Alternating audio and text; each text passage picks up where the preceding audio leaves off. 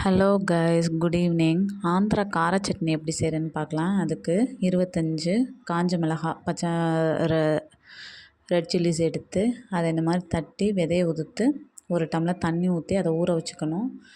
அப்புறம் அதை பேஸ்ட் பண்ணணும். மிக்ஸி ஜாரில் கொஞ்சோண்டு புளி, ஊற வச்சுருக்கிற அந்த மிளகாய், கொஞ்சோண்டு கல் உப்பு அதை போட்டு நல்லா பேஸ்ட்டாக கிரைண்ட் பண்ணிக்கணும். அப்புறம் கடாய் வச்சு நல்லெண்ணெய் தான் இதுக்கு யூஸ் பண்ணணும். நல்லெண்ணெய் ஊற்றி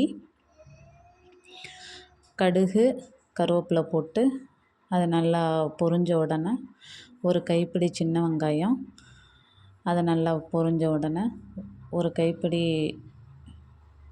வெள்ளைப்பூடு அதையும் போட்டு நல்லா வதங்கின உடனே கோல்டன் ப்ரௌன் வந்த உடனே நல்லா வதங்கிடணும் தண்ணி இல்லாமல். அப்புறம் அரைச்சி வச்சுருக்கிற பேஸ்ட்டை போட்டு நல்லா 2 or 3 minutes நல்லா கொதிக்க விடணும்.